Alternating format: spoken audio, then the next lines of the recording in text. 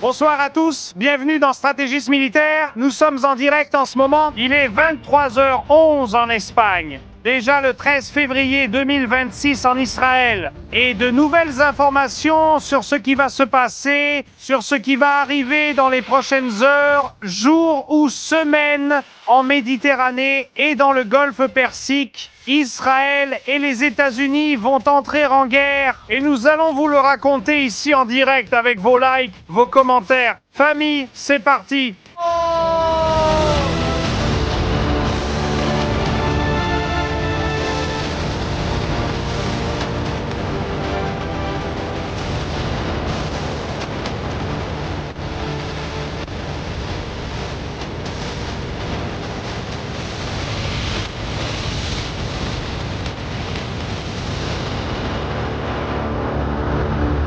Bonne soirée à tous, famille. Bienvenue sur Stratégie Militaire. Nous sommes en direct en ce moment même, rien de moins que ce 12 février 2026, où la nouvelle a été confirmée après la visite de Netanyahou.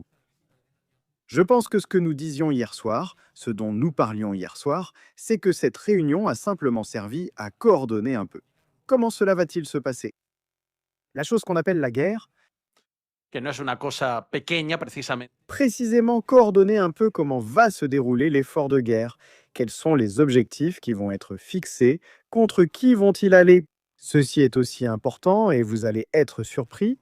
Nous avons la liste des objectifs que les États-Unis et Israël vont chercher à éliminer. Et même pas 24 heures plus tard, ce que nous disions était déjà confirmé, évidemment. L'arrivée d'un deuxième porte-avions, le bus qui était en ce moment même en train de faire un entraînement conjoint de préparation pour entrer dans une zone de combat. Ce porte-avions va accélérer cet entraînement. Normalement, cela dure de 3 à 4 semaines, mais cela ne fait que 9 jours, il restera peut-être encore quelques jours. Et maintenant, nous allons expliquer pourquoi cet entraînement est si important. Pourquoi ne peut-on pas envoyer directement un porte-avions et pourquoi est-il nécessaire que les choses prennent un peu plus de temps maintenant? Mais il faut aussi lire entre les lignes de toute cette histoire, il faut tout lire, et ici, dans Stratégie militaire. Ce soir, nous vous donnerons tous les détails de ce qui se passe. Pour nos amis d'Israël, pour ce grand peuple d'Israël auquel nous appartenons tous d'une manière ou d'une autre. Soyez les bienvenus, famille, vos likes et vos commentaires sont super importants. Pour que la chaîne atteigne le demi-million, nous sommes en bonne voie pour y arriver. Le nombre d'abonnés a de nouveau baissé. Nous sommes toujours à 422 000 essayons ce soir. S'il te plaît, si tu n'es pas abonné, abonne-toi et active la cloche. Netanyahou, qu'a dit Bibi à son arrivée en Israël? Important, c'était un aller-retour éclair. Il est arrivé là-bas, il a été à la Maison-Blanche, il a rencontré Marco Rubio, ils ont signé un accord, ils ont eu une réunion importante. En référence à l'avenir de ce qui va se passer dans les prochaines heures, jours ou semaines, et maintenant je vais vous dire pourquoi des semaines. Si vous allez comprendre, les gens qui étaient hier en direct, vous allez très bien comprendre. De ce que nous avions déjà programmé, cela va prendre forme et notre prédiction sera probablement la plus précise sur cette question. Bibi Netanyahu. Une visite courte mais importante à Washington. Lors d'une conversation avec notre grand ami, le président Trump, nous avons une relation très étroite et très authentique. Il est écrit ici, Bibi. Il est écrit. Je viens de terminer la réunion avec Donald Trump. Je viens de terminer une visite courte mais importante à Washington. Lors d'un échange avec notre ami Trump, le président estime que les Iraniens savent déjà à qui ils ont affaire. Je pense que les conditions qu'il impose, ainsi que leur conscience de leur erreur la dernière fois en échouant à trouver un accord, Que les Iraniens combinés à un accord. celui qu'ils comprennent, disait que Bibi voulait entendre Donald Trump, l'opinion de Bibi.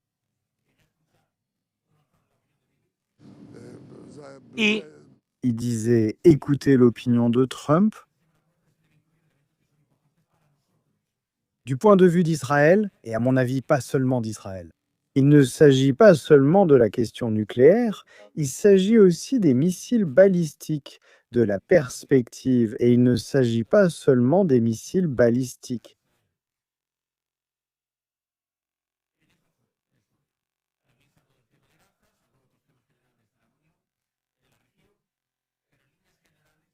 C'était Bibi Netanyahou, qui parlait de ce qui se passe avec l'Iran, de ce qui va se passer avec l'Iran. Pourquoi est-il important de mettre fin au programme de missiles? Pourquoi est-il important de fermer ces centrales nucléaires? Et Draghi, aujourd'hui, je ne sais pas si vous connaissez Draghi. Argentina. Argentin directeur de l'AIEA, de l'Agence internationale de l'énergie atomique, il a dit que l'Iran aurait assez d'uranium pour 6 ogives nucléaires. Bibi Netanyahou, c'est-à-dire Benjamin Netanyahou, nous disons Bibi, c'est Bibi que vous voyez là à l'écran. Premier ministre d'Israël. Draghi a dit qu'ils peuvent avoir jusqu'à 6 ogives nucléaires, qu'ils ont de l'uranium pour assembler 6 ogives nucléaires de faible puissance. Et je voudrais réfléchir avec vous, je veux voir vos avis dans le chat, s'il vous plaît. Je veux savoir ce que vous pensez de tout cela, parce que c'est important. Un gouvernement ou une dictature qui, en 2 jours, a massacré plus de 30 000 personnes, qu'est-ce que vous pensez qu'il ferait? Merci.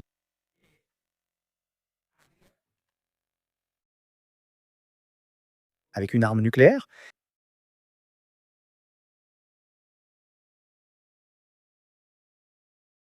Qu'est-ce que vous en pensez?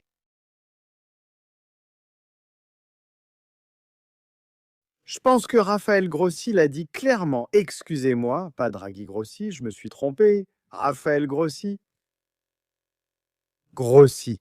Il a dit qu'il pourrait avoir entre 4 et 6 ogives nucléaires. Qu'ils n'ont pas actuellement accès pour savoir où se trouve l'uranium. Les inspecteurs de l'AIEA attendent depuis des mois l'accès à 3 grandes usines d'enrichissement d'uranium en Iran. On leur a interdit l'accès. 400 kg d'uranium enrichi à plus de 60% restant enfoui sous les décombres des bombardements de Fordo. Et cette quantité de matière suffit à fabriquer des dizaines de bombes atomiques. Rendez-vous compte de cela, communauté très importante. Ce dont nous parlons en ce moment, ce que nous disons, des bombes atomiques. Oui, en parlant de bombes atomiques, en parlant d'armes non conventionnelles. Pour que les gens commencent déjà à prendre position et à se rendre compte des choses qui se passent. En ce moment, les États-Unis ont ordonné de préparer une escadrille de B-52 exclusivement avec des munitions nucléaires. Les États-Unis d'Amérique, j'insiste, ont donné l'ordre que des avions B-52 soient déjà préparés de façon permanente avec des systèmes d'armes non conventionnels. Cela se produisait pendant la guerre froide, et maintenant cela recommence avec cette histoire. Nous allons voir beaucoup de détails, nous allons regarder beaucoup de vidéos. Donald Trump a parlé, l'Iran a lancé quelque chose dans l'espace, cela aussi il faut le voir. Et pour finir un peu. Israël a ses objectifs pour cette guerre, l'Iran a aussi ses objectifs pour cette guerre. S'il vous plaît, regardez cette vidéo. Regardez, ceci est la télévision publique iranienne. Il apportera la sécurité au monde entier. La première personne, Netanyahou, le chef du régime sioniste, David Barbar, Le génocidaire Netanyahou. Israël Katz, ministre de la Défense. David Barnea, directeur du Mossad. Samir, directeur des CFDI. Le directeur de la force aérienne, elle. le chef de l'organisation terroriste Mossad, Israël Katz, le ministre de la guerre d'Israël, Shlomi Binder, le chef du renseignement militaire, Tomar Bar, commandant de la force aérienne, Itzik Cohen, chef du département des opérations de l'état-major général, et El Zamir, chef de l'état-major des forces armées. La suite au prochain épisode. C'est vraiment incroyable ce que nous voyons, que l'on te montre ça à la télévision. Mais c'est qu'Israël lui a déjà donné la réponse. Israël lui a donné la réponse. Et en plus, il le publie sur la chaîne 12. Oui, sur la chaîne 12. Attention. Excusez-moi, chaîne 12. Est-ce qu'il le branche? Cette image au régime iranien. Vous savez que la chaîne 12 en Israël, c'est plus ou moins la télé du gouvernement. Préparez-vous, hein? Image de la chaîne 12, famille. Bon. Qui avons-nous ici? Par ici? La liste des nominés par Israël.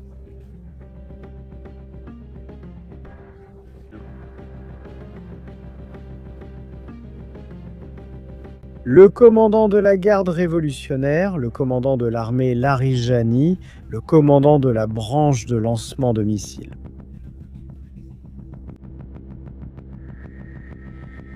Je crois que celui en bas à gauche, le fils de l'ayatollah, pas le procureur, je crois que c'est le procureur général des ayatollahs. Celui qui est juste à droite, sous le turban miteux, celui-là fait partie de la garde révolutionnaire. Et la tête d'affiche pour finir le travail, l'ayatollah. Ce sont les démons proposés par Israël. Pour la nouvelle guerre qui est sur le point d'arriver. Ça sent le démon, un démon puissant. Sí. Ça ne me paraît pas insensé, hein? Ça ne me paraît pas insensé. Aller précisément après ces individus qui sont le noyau du mal, c'est le pire du pire, responsable de la mort de milliers et de milliers de personnes. Il y a une autre information pertinente. D'abord, nous allons aborder la question de l'Iran, ensuite celle d'Israël, puis celle des États-Unis, et ensuite nous ferons un panorama plus large. Nous parlons peut-être du Venezuela. Donc il peut se passer des choses ici en direct aujourd'hui, hein? Je ne suis pas pressé, on est tranquille. Aujourd'hui, on a dit au revoir, on s'est reposé, un peu détendu, on peut tout faire ici, aujourd'hui. Photo suivante. Ce n'est pas de la pub, c'est Starlink. Les États-Unis d'Amérique auraient pu introduire en Iran pas moins de 6000 antennes Starlink pendant les manifestations.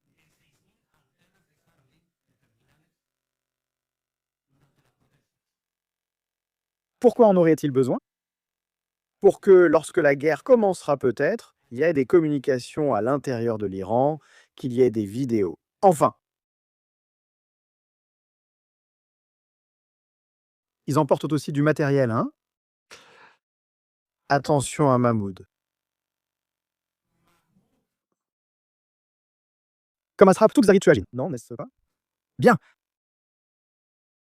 Il faut qu'on leur trouve un surnom parce que les noms sont de pire en pire.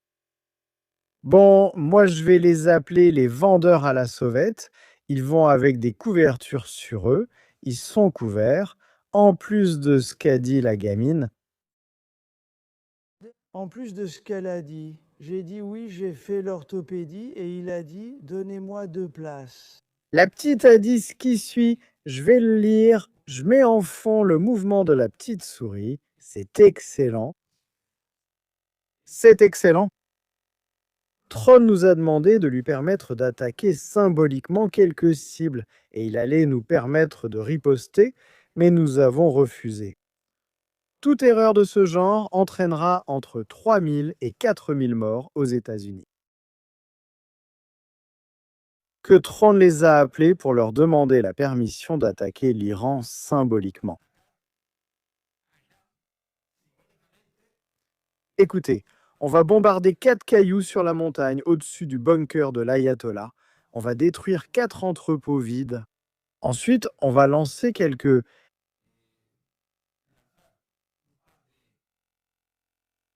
fusée éclairante sur une ferme de chameaux et ensuite vous pourrez lancer des missiles balistiques. Ces gens vivent, regarde. Je ne sais pas ce qu'ils consomment là-bas, si c'est du safran ou ce qu'ils consomment vraiment dans le régime iranien. Mais il me semble qu'ils sont un peu à côté de la plaque, un peu à côté de la plaque. Bon, c'est bien qu'ils disent ça, parce que bien sûr, ça, ils vont le passer à Donald Trump. Dans le rapport quotidien, il va dire « Bon, celui-là, c'est qui, Nabami? Celui-là, c'est qui ce type Nababiam ?» Bon, eh bien, ajoute-le aussi à la liste. On va lui faire une attaque symbolique. C'est comme la guerre des 12 jours, pendant les 40 premières minutes, ils anéantissent tout le haut commandement militaire. Non, ça a été une défaite pour Israël. Israël a été vaincu pendant la guerre des 12 jours. Oui, mais ils ont anéanti notre haut commandement militaire 2 fois. Nous nous sommes retrouvés sans scientifiques pour le programme nucléaire. Ils ont détruit Fordon, ils ont détruit Nathan. Ispan, Arak... Non, mais c'était une défaite pour Israël. Et parce que Trump ne les a pas laissés continuer, Pendant ce temps, avec l'aide des Russes de Raspoutine, ils se sont consacrés aujourd'hui à lancer des satellites dans l'espace.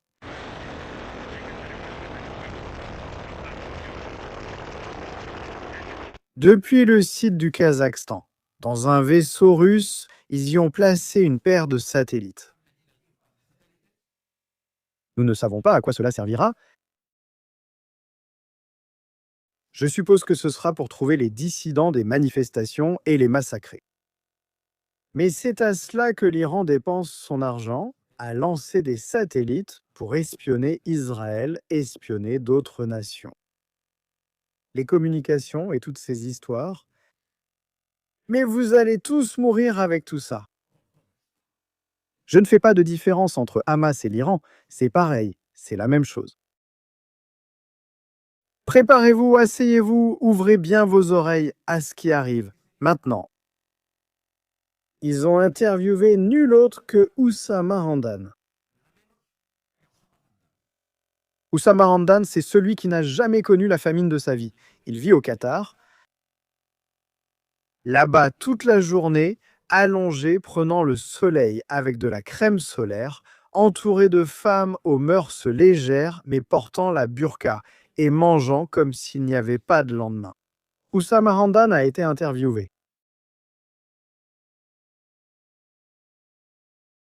Préparez-vous pour l'entretien, je le dis très sérieusement, préparez-vous à ce que vous allez voir ici maintenant.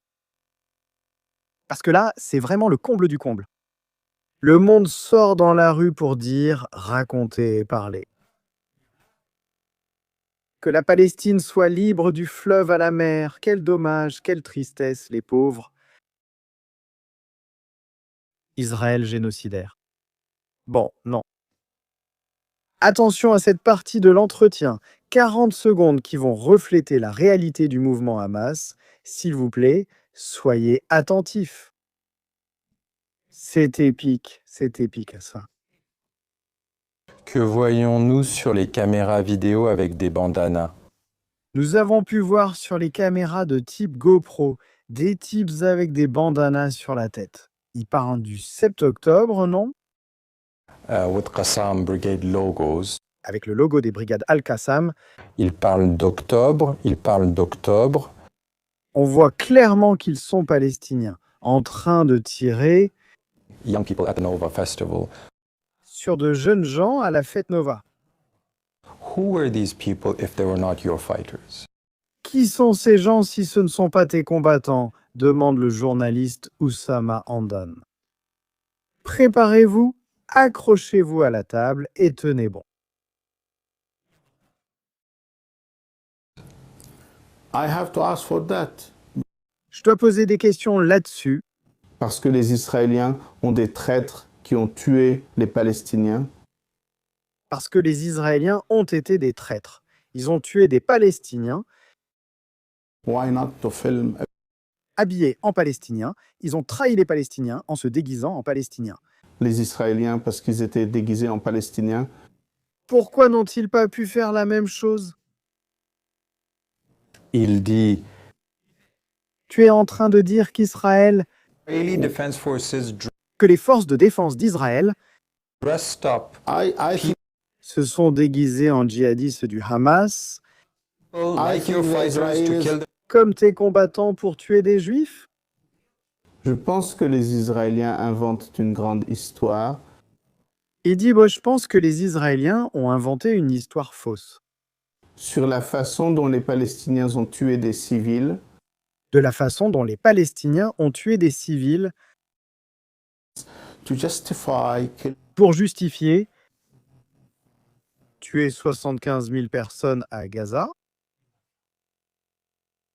Oussama Hamdan est en train de dire, je le dis très sérieusement,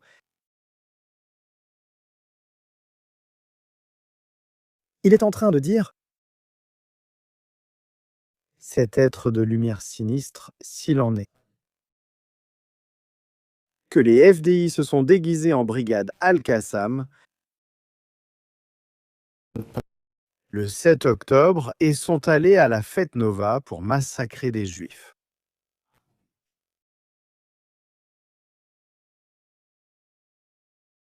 Au fait, vous avez ici la photo du Cheikh Yassine. Je crois qu'Israël l'a envoyé en enfer avec son fauteuil roulant inclus. La photo de celui qui apparaît ici, habillé en blanc, qui était tout sauf blanc. Le paralytique. Oussama Hamdan dit qu'Israël a tué son propre peuple.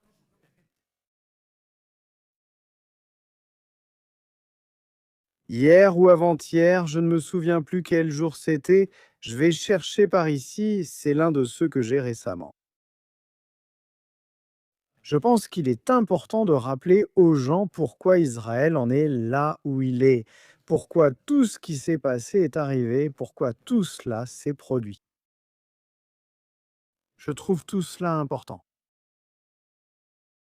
Pour que les gens comprennent pourquoi moi, je fais tout cela. D'être là tous les jours à répéter encore et encore, encore et encore. Ces gens dans les vidéos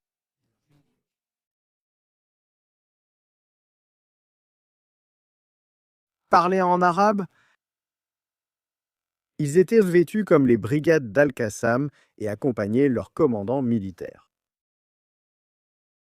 C'était des Gazaouis, c'était des terroristes, c'était des assassins. Je le dis aussi clairement.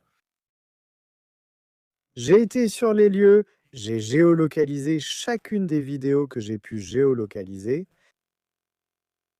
J'ai été en Israël pour géolocaliser les lieux. J'ai reconstitué ce qui s'est passé le 7 octobre. Vous allez bientôt le voir, c'est prêt. Avec Ariel Kaniensky, Juif, Histoire. Ces gens-là, le 7 octobre, sont entrés pour massacrer tout un village. Ils sont entrés et maintenant ils viennent nous dire que c'était Israël.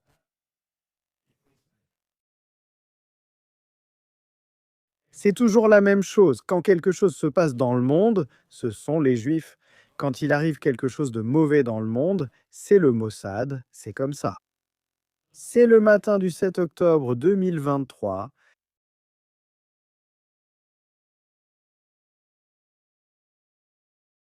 C'est terrible, malheureusement, il faut le remettre. Voici le kibbutz d'Aloumine. Et voilà ce que ces gens ont fait. Selon Oussama Hamdan, celui-ci est juif, il fait partie des FDI. À suivre. Ces deux-là aussi font partie des FDI. Ce sont des soldats des FDI. Celui-ci est mort, grâce à Dieu. Grâce à Dieu,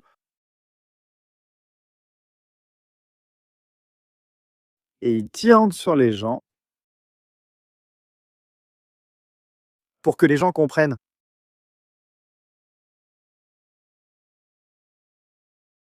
C'est une véritable folie. Et je ne vais pas continuer avec la vidéo parce que c'est trop humiliant, trop terrible. Comment peuvent-ils attendre 30 ou 35 secondes pour exécuter l'une des filles? Que des gens comme Oussama Kandane vivent encore est un mystère, mais ils sont nombreux. Je dis comme Bukele,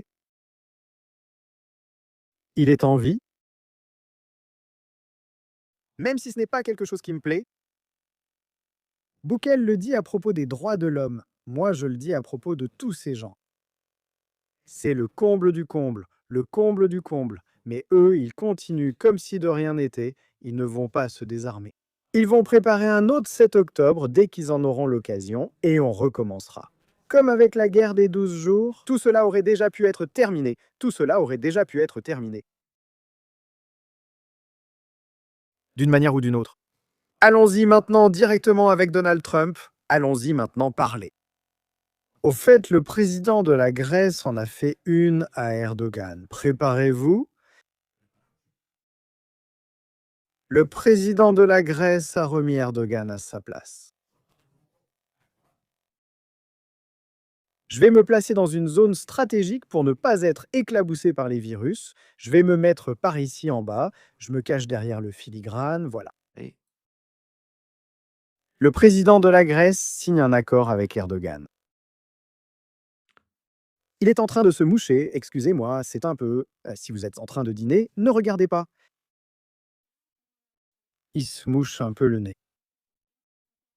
Il prend le mouchoir, il se nettoie un peu mieux. Il prend le mouchoir, regarde vers le bas, le met dans sa veste, regarde quelqu'un, sourit d'un air malicieux, sort le mouchoir, ouvre.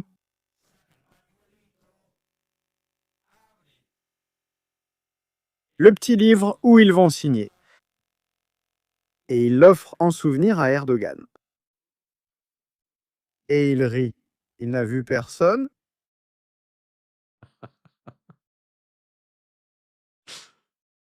Icare, les Grecs, toujours des filous, hein? Des filous? Mon Dieu, pardonne-moi. Erdogan, il tombe bien nu. Erdogan, le gamin, mon Dieu. Des choses curieuses qui arrivent, hein? Des choses curieuses qui arrivent. Hein? D'accord, on passe aussi au super chat, on va y aller sérieusement. On va rester ici un bon moment, prenez une boisson, un sandwich, parce qu'on va rester ici un bon petit moment.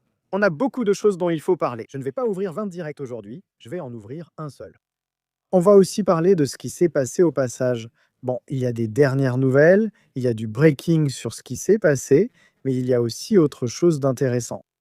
Les États-Unis ont déjà des canons laser pour abattre des drones. Et je soupçonne que s'ils les ont déployés à la frontière avec le Mexique, ils les ont aussi déployés au Moyen-Orient. Donc bon, entre une chose et une autre, nous avons appris plus d'informations. Mais avant de continuer, allons-y, allons voir notre carte préférée, laquelle est-ce?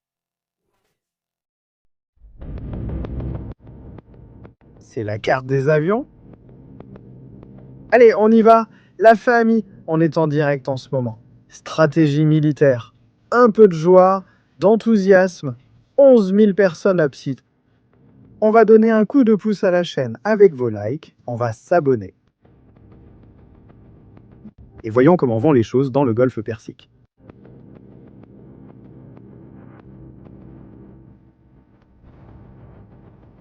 Un Zen 5 Galaxy par là, en train de se déployer. Un autre, plus deux. Overlord, le drone qui vient de décoller. Le drone sait que lorsque stratégie militaire commence, il doit sortir. Le MQ Triton vient de décoller. Les gens qui étaient à Abu Dhabi, espagnols, latinos. Regardez le ciel.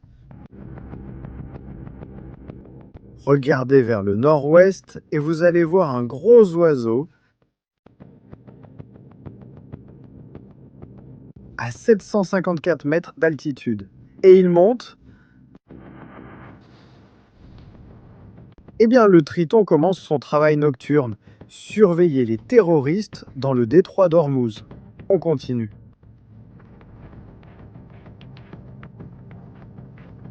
Un autre C-17 qui passe. Je ne sais vraiment pas s'ils sont en train de déménager toute l'armée des États-Unis d'Amérique.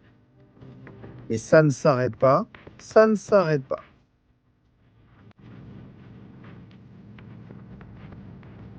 Regarde, regarde, regarde, regarde. Bon, fais attention à ça, hein. Un C-40 Clipper qui transporte des personnalités du gouvernement et le Spar 16.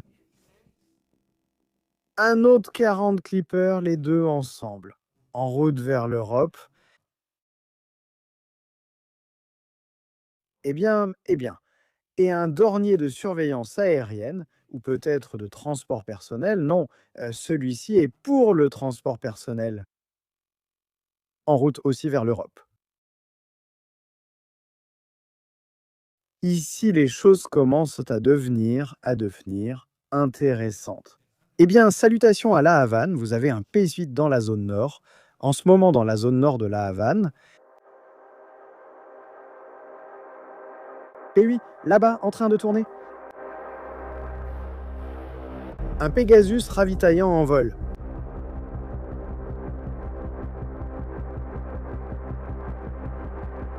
Oh, celui-ci est intéressant. Il est vraiment intéressant, non? D'où vient ce C-17? Voyons voir.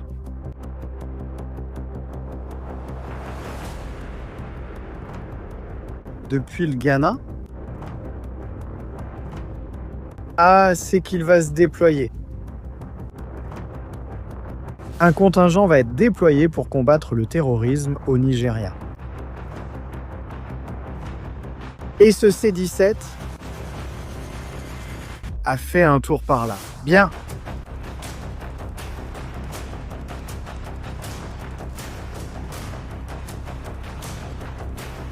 Un P-8 arrive à Honolulu. Un stratotanker décolle.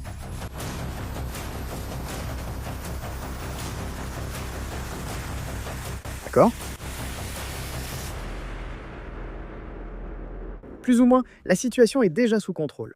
Je vais avouer quelque chose, hein. La seule fois où j'ai vu un tel déploiement sans qu'une attaque soit lancée, c'était quand l'Iran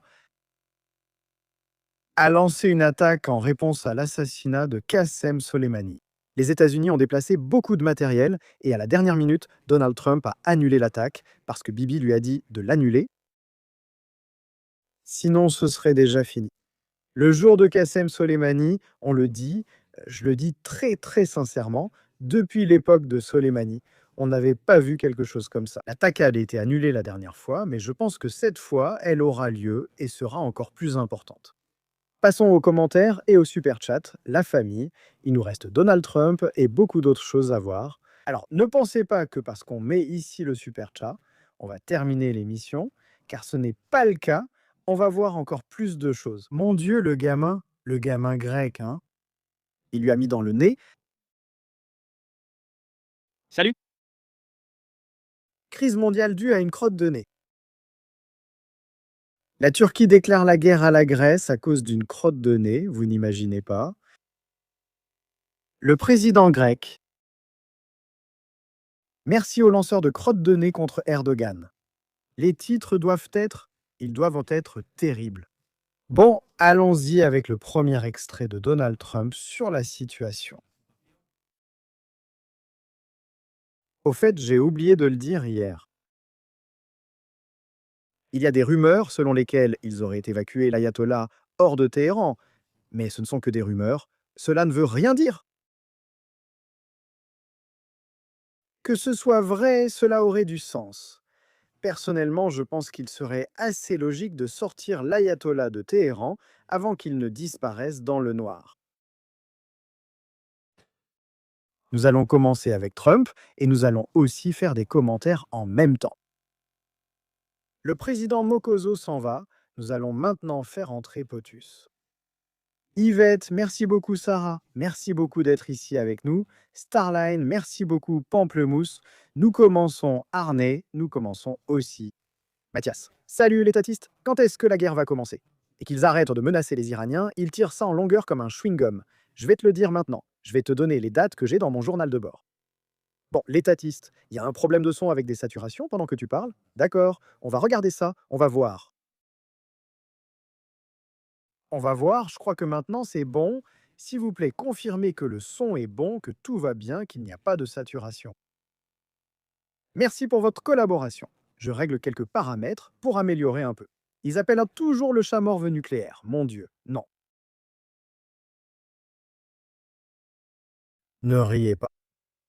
Mais il existe des agents neurotoxiques qui ont été utilisés par les services de renseignement. Pour éliminer quelqu'un? Kobabunga, dit Jax.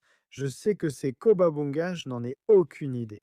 On entend bien, la famille. On confirme que tout s'entend bien, qu'on est prêt. Bien, on laisse Mokos et on part avec Potus.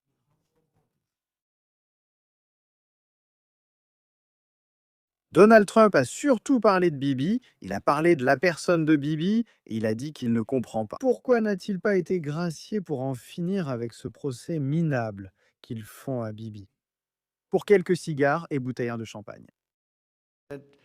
Le principal pouvoir qu'il a, c'est celui d'accorder des grâces. Et il ne l'a pas fait, tu vois, il l'a dit. Il l'a accordé 5 fois différentes, mais il ne veut pas le faire parce que j'imagine qu'il perd son pouvoir. Le président Ergoz Herzog. Herzog, on dit oui.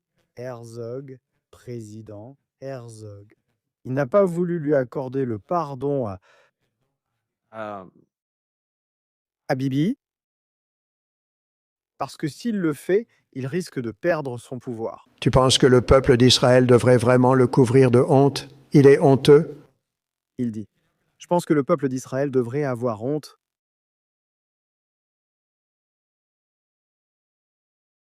Car leur président ne gracie pas Netanyahou. Pour refuser, il devrait accepter. Le président d'Israël, son principal pouvoir, c'est d'accorder des grâces, et il ne le fait pas, tu vois. Il a dit, il l'a accordé 5 fois, mais ne veut pas le faire car il perdrait son pouvoir. Le peuple d'Israël devrait vraiment le couvrir de honte. Le président a répondu et a dit qu'Israël est un État souverain. Il précise qu'il n'a pris aucune décision, qu'il n'a pas encore décidé s'il accordera la grâce à Netanyahou ou non. Et qu'il fera ce qu'il voudra. Ensuite, Herzog commence à donner des tapes dans le dos et des accolades à Donald Trump lorsqu'il libère tous les otages. Et quand il se lève et que Donald Trump lui dit « Pardonne à Bibi »,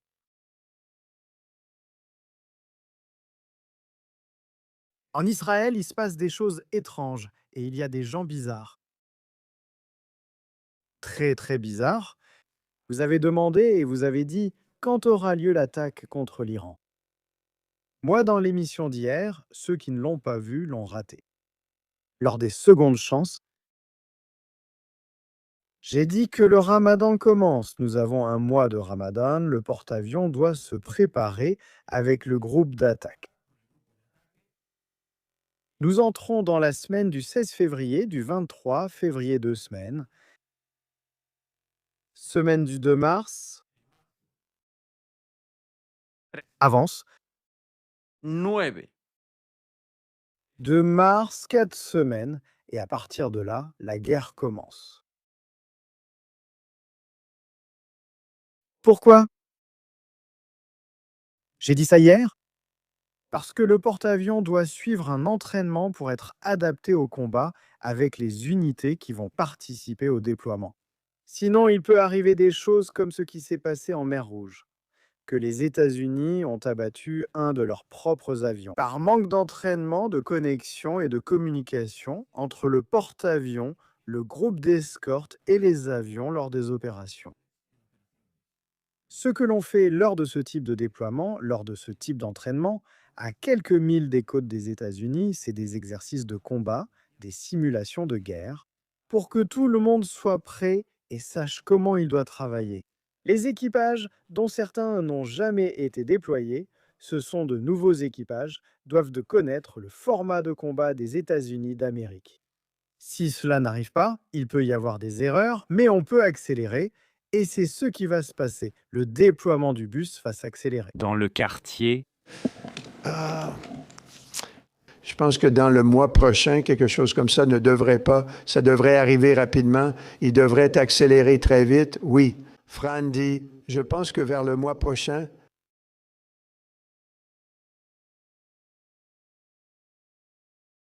Vers le mois prochain, nous l'entendrons à nouveau. à nouveau. je pense que le mois prochain, quelque chose comme ça devrait arriver rapidement. Il devrait accélérer très vite. Oui. Il doit conclure un accord très rapidement, sinon ce ne sera pas le mois prochain.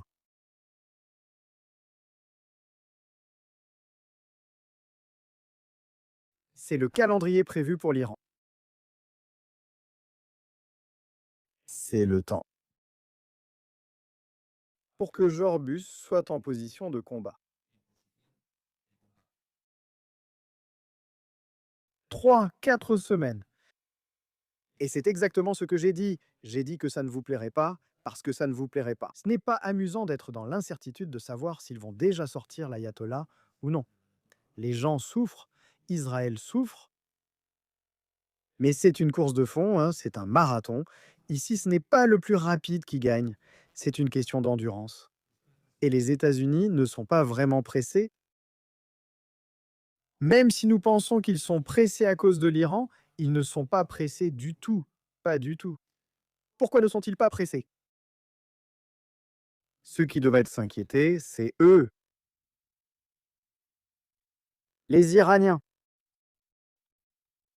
Ils voient arriver des avions, des unités de combat, de plus en plus de navires, de plus en plus de porte-avions. Ils vont devenir de plus en plus nerveux, de plus en plus nerveux, de plus en plus nerveux. Les généraux réaliseront que ce n'est pas une attaque de 12 jours. Et au final, il arrivera ce qu'il arrivera. Comme cela s'est passé au Venezuela. Quelqu'un a trahi quelqu'un et les États-Unis l'ont emmené. Eh bien, ici, il va se passer quelque chose de similaire. Quelqu'un va trahir quelqu'un au sein du régime. Les États-Unis vont lancer une semaine d'attaque, ou peut-être en une seule nuit. Détruire ce qu'il faut détruire. Et demain est un autre jour. Et demain, et le mois suivant, le secrétaire à l'énergie arrive et serre la main de celui qui sera aux commandes. C'est que cela s'est déjà produit au Venezuela. C'est que le secrétaire à l'énergie s'est promené main dans la main avec Dercy.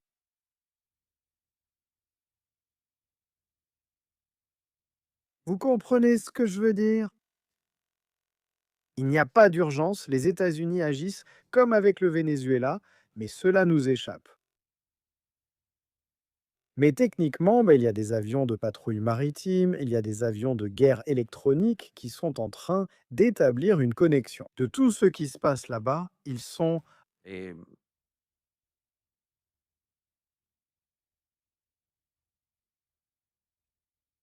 en train de faire la même chose qu'ils ont faite au Venezuela. Et il arrivera un jour où les Iraniens seront très tranquilles parce qu'ils voient qu'il ne se passe rien. Ce jour-là, tempête. Ce jour-là, des avions au-dessus de Téhéran, des avions au-dessus de Qom, des avions à Ispahan, et ils ne pourront rien faire. On continue avec Trump, on continue avec Donald Trump. Qu'est-ce qu'il nous dit d'autre? Je te dirais que ça a été un très bon premier ministre. Il a été très fort. Nous avons très bien travaillé avec lui. Il dit à propos de Bibi. Nous avons obtenu un énorme succès avec l'Iran et tout le reste que nous avons accompli. Bibi a été un grand premier ministre en temps de guerre, et je pense qu'il a été le meilleur ami qu'Israël ait jamais eu. Nous poursuivons et il a vraiment été un premier ministre extraordinaire, ce qui n'est pas facile. Ça n'a pas été facile pour Bibi pendant cette période. Vous savez, vous avez un président qui refuse de lui accorder une grâce. Je pense que cet homme devrait avoir honte de lui-même, une grâce pour ce procès qui est en cours. Il dit, c'est une honte qu'il y ait un procès comme celui-ci contre Bibi. Il a le pouvoir qui lui permet de présenter des soupçons. Il a dit qu'il l'avait fait 5 fois, mais il ne l'a pas fait. Il dit oh non. Il a dit qu'il allait le donner à 5 occasions différentes, Mais il ne l'a pas fait. Il refuse de le faire car il risquerait de perdre son pouvoir. Le peuple d'Israël devrait vraiment être en colère. Nous l'avions déjà vu quand il dit « Je pense que le peuple d'Israël devrait avoir honte de cette situation ». Bibi a été un grand Premier ministre en temps de guerre et selon moi, le meilleur ami qu'Israël ait eu. Ce sont les paroles de Trump, donc la relation entre Trump et Bibi va bien. Il y a de la romance, il y a une belle histoire. On demande à Trump si Bibi lui a dit d'arrêter de négocier avec les Iraniens. Qu'a dit Trump? Nous négocier avec les Iraniens? C'est toi, tu dis, arrête de t'amuser, arrête de leur parler, non? Il a dit non. Tu veux dire s'il nous a dit d'arrêter de leur parler, d'arrêter de discuter avec eux, n'est-ce pas?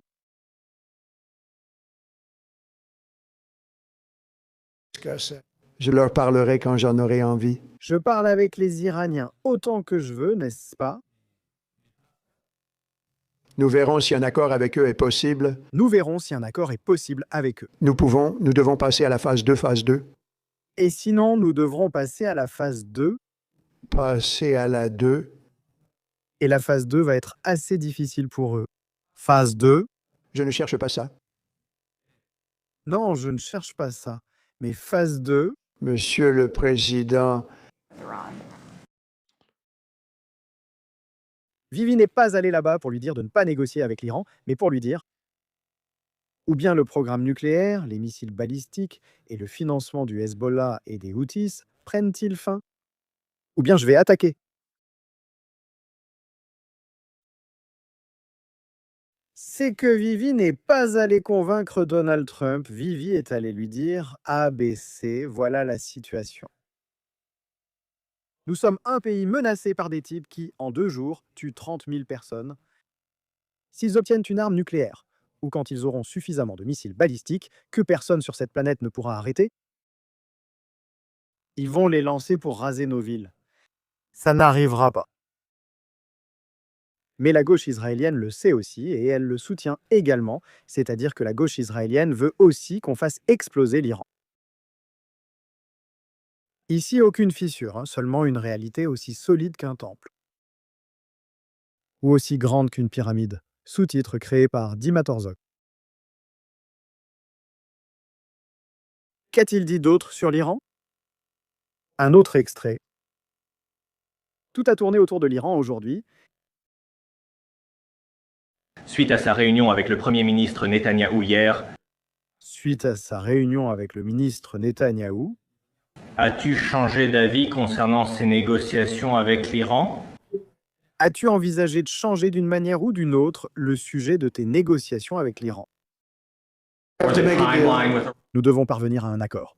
Nous devons trouver un autre accord, sinon ce sera très traumatisant. Nous devons trouver un accord, sinon ce sera trop dramatique. J'adore ce mot. Quand Trump dit dramatique, c'est que la situation va devenir plus que dramatique, chaotique, infernale. Quand il dit que ça va être dramatique, ça va être terrible. Pavel, merci beaucoup pour ces 50 adhésions.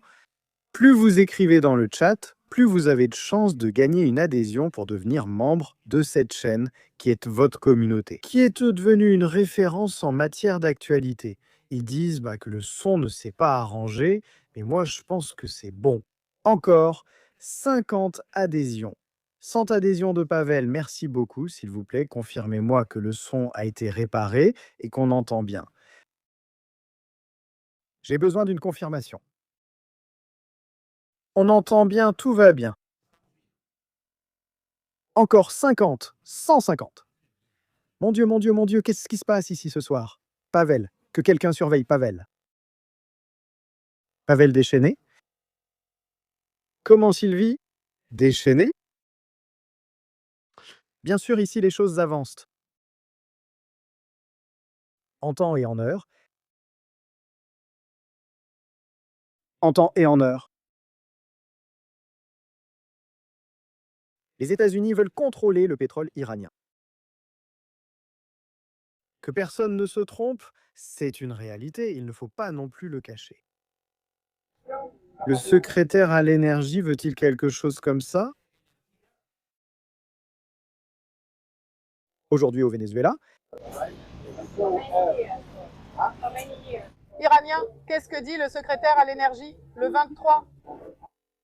Delcy, là, avec ce petit casque de sécurité,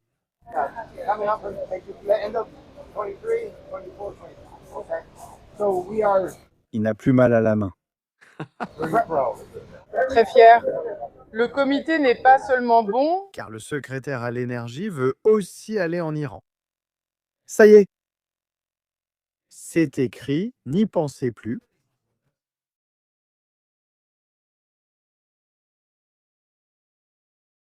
Ne vous inquiétez plus, c'est déjà écrit. La guerre va passer. Sérieusement? Il n'y aura rien à ce sujet? Aucune sorte de fissure. Vivier est parti et lui aussi est parti.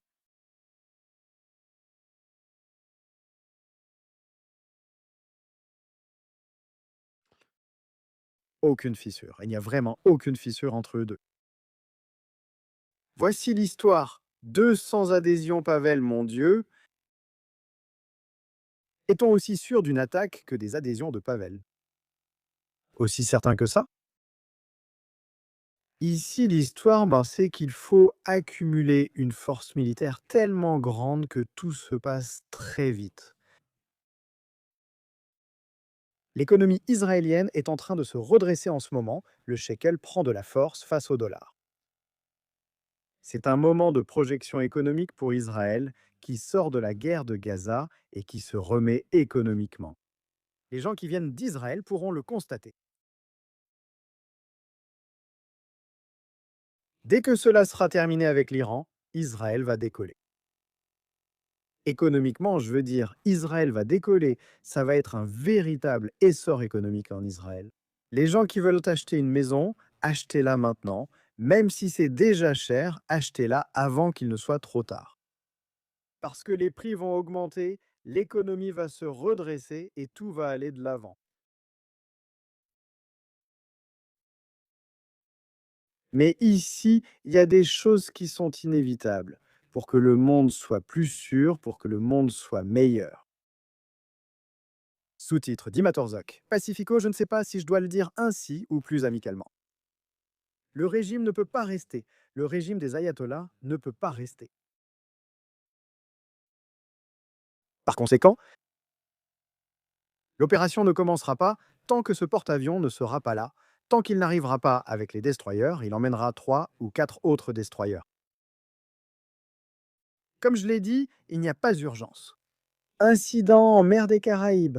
Collision entre des navires de la marine des États-Unis d'Amérique.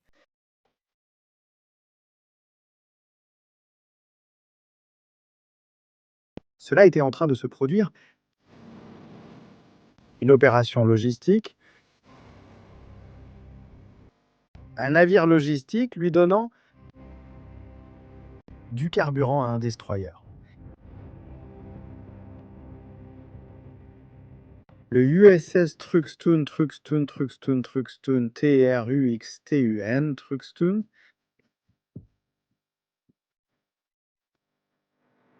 c'est le destroyer. Et l'autre, c'est le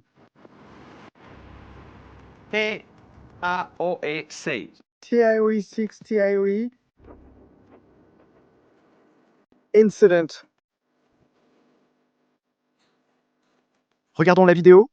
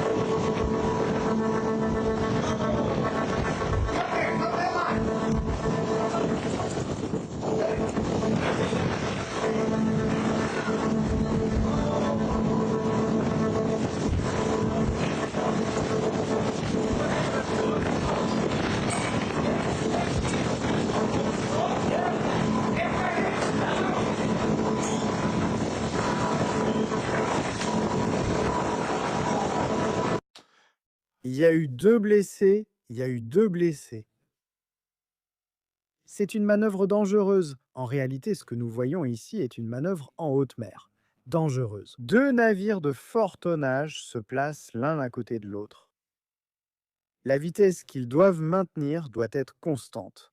Le timonier doit être très attentif à toute variation causée par les vagues ou contrôler l'effet d'inertie que cela produit. Le déplacement de l'eau, sinon un navire peut en attraper un autre. C'est exactement ce qui s'est passé là. Et c'est un vrai problème pour la marine des États-Unis d'Amérique. Qu'un destroyer de la classe Harley Burke soit impliqué dans un tel incident, maintenant ce destroyer devra retourner pour des réparations. Les 2 navires ont pu continuer à naviguer, c'est vrai, mais il va y avoir une enquête. Ce ne sont pas des choses qui plaisent au secrétaire à la guerre ni à Donald Trump. Ce n'est donc pas la première fois que cela arrive. C'est déjà arrivé auparavant. C'est arrivé à d'autres occasions. Ce ne sera pas la dernière, parce que ces choses arrivent. C'est normal, il y a des incidents. Mais bien sûr, ce sont des choses qui ne devraient pas arriver. Bien, on continue la famille. Qu'est-ce qu'on a ?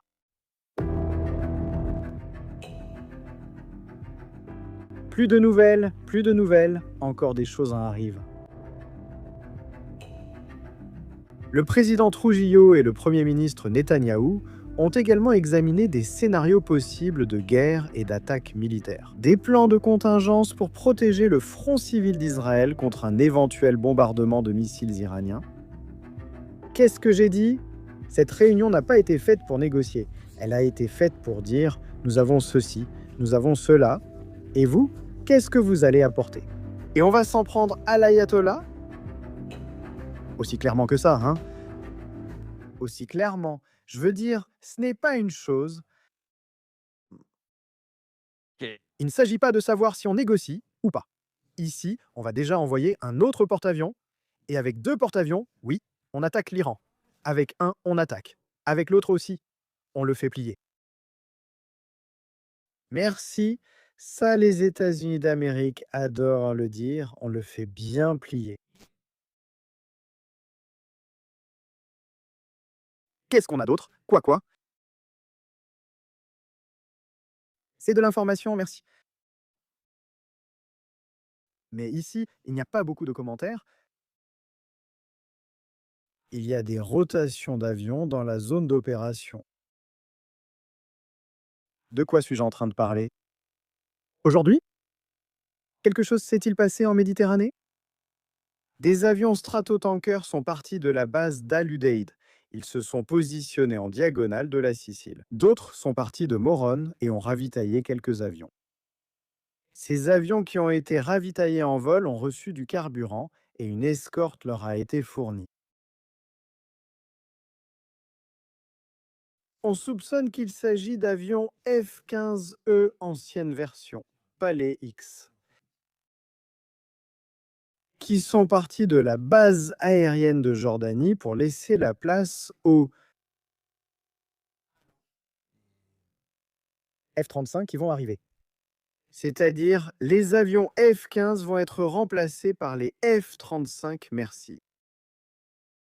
Et pour offrir une meilleure qualité de couverture aérienne. Donc, est-ce que ces rotations d'avions sont déjà en cours ? Une seconde, Je veux vérifier quelque chose, C'est bon. Bien sûr, ces rotations aériennes consistent à changer un type d'avion pour un format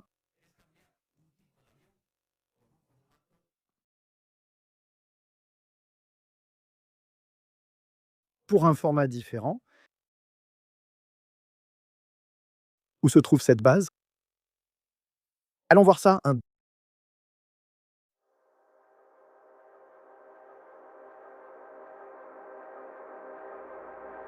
C'est la base en Jordanie de Salti.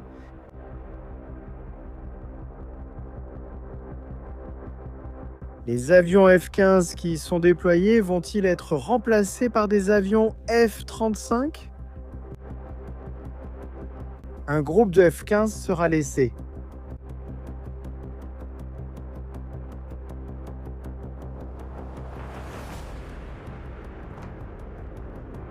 Mais on souhaite améliorer les capacités technologiques avec les F-35.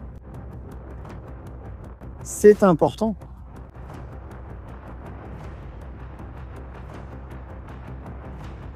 Ce mouvement d'avion est très important. Parce que jusqu'à présent, les F-15 avaient une mission plus défensive qu'offensive.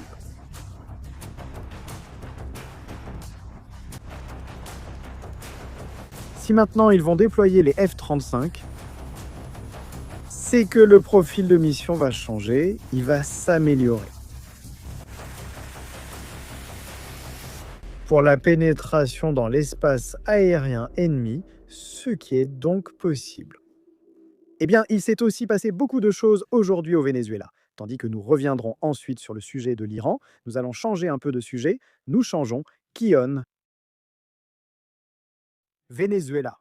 Aujourd'hui, j'ai regardé beaucoup de contenu en direct sur les manifestations qui ont eu lieu.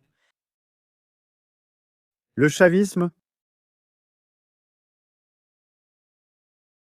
n'a pas réussi à remplir les rues la nuit dernière. Dans le Mazo, Diosdado Cabello disait qu'ils allaient remplir les rues, que cela allait être une démonstration de force du chavisme. Tout le contraire, cela a été le cas des opposants au chavisme, à la dictature. Les gens sont sortis en masse, ils sont sortis pour protester, pour crier. C'est clair, non? C'est clair? Le Venezuela veut un changement, le Venezuela a besoin de changement, il a besoin de liberté. Ce changement va arriver, il doit arriver.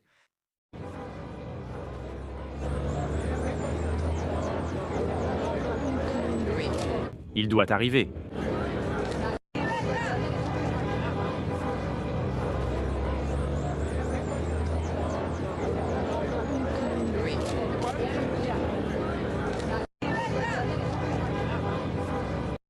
Ces images de gens qui sortent sans peur, le régime n'aime pas ça. Ils savent que leur temps touche à sa fin, que cela va aller de plus en plus loin, qu'ils ne peuvent pas utiliser la violence et la répression. Si par exemple Diosdado Cabello était dangereux, il n'aurait pas non plus envoyé le secrétaire à l'énergie des États-Unis d'Amérique. Le Venezuela n'est plus un danger, le régime n'est plus un danger pour les intérêts des États-Unis. Et maintenant, il ne doit plus l'être non plus pour les Vénézuéliens eux-mêmes. Ce n'est pas seulement à Caracas, mais aussi à Mérida et ailleurs, où ils se sont réunis et ont manifesté pacifiquement pour la liberté et la libération des personnes enlevées, pas des prisonniers, mais des personnes enlevées. C'est ça, c'est ce que le régime a fait.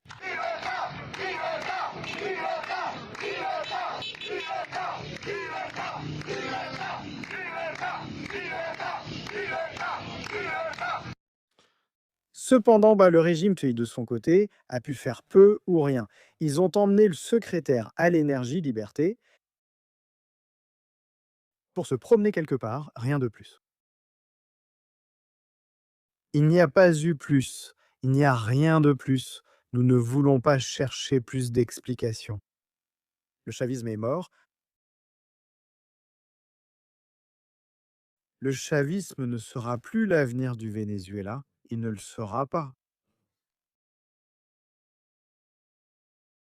Ce que nous voyons, c'est la chute au ralenti.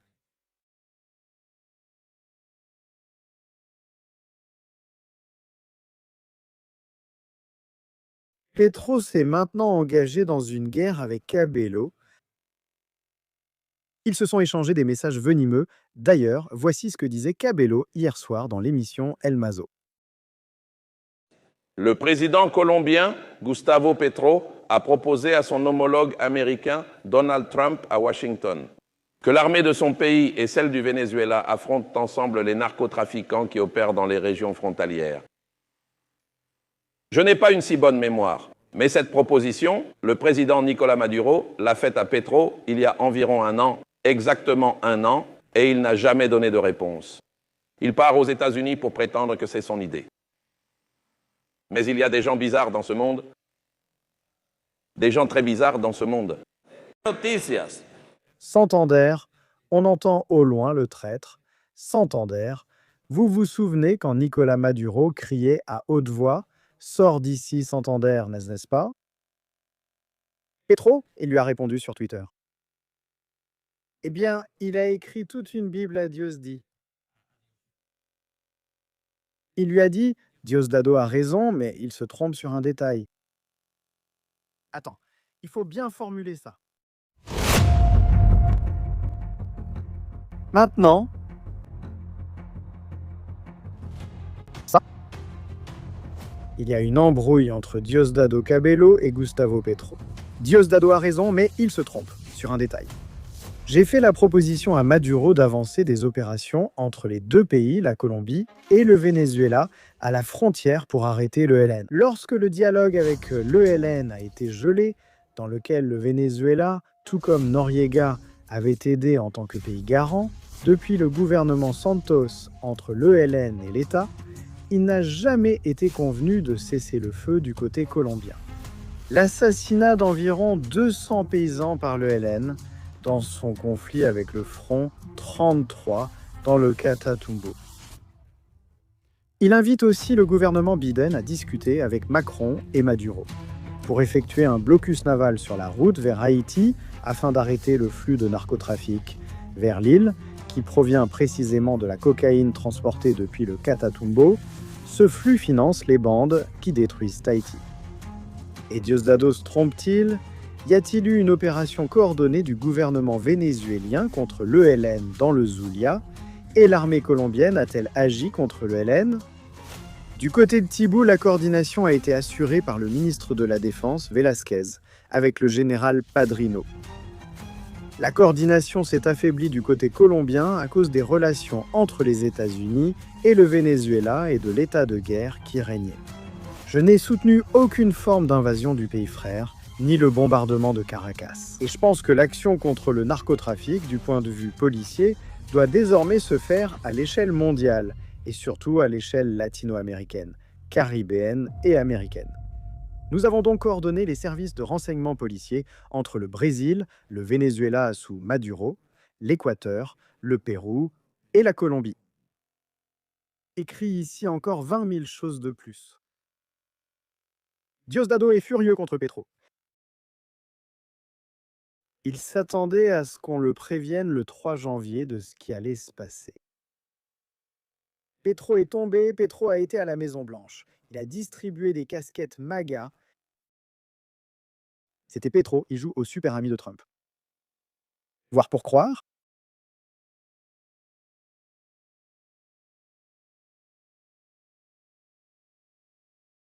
Tremendo.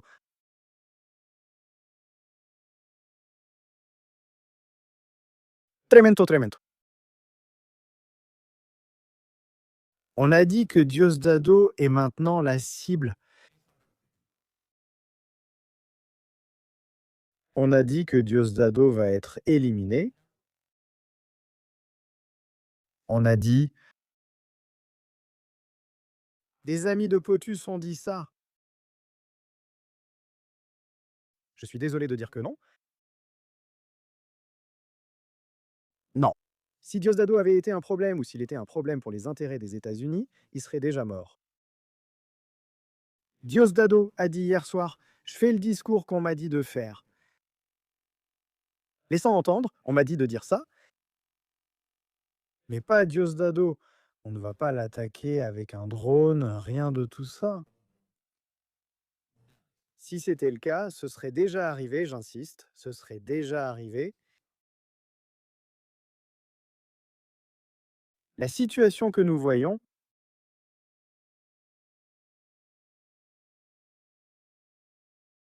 est la suivante. Les États-Unis ont leurs propres intérêts L'un d'entre eux, il faut une démocratie au Venezuela, mais ce n'est pas l'essentiel. Les intérêts des États-Unis au Venezuela concernent en grande partie l'économie des hydrocarbures. Tant que les États-Unis auront un pays avec une certaine stabilité, appelé Venezuela, où il n'y a pas de guerre civile et où leurs navires peuvent charger des hydrocarbures, et qu'il y ait des élections dans quelque temps, les États-Unis n'en feront pas plus. Ils ordonnent déjà en coulisses la libération de prisonniers politiques et l'amélioration de la vie des Vénézuéliens. Pour l'instant, pas de deuxième phase ici.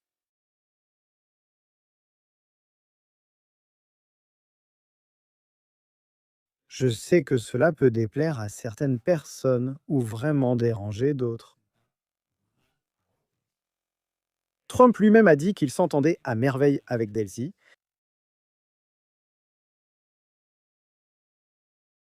Le même Trump qu'il y a une très bonne communication avec Delcy.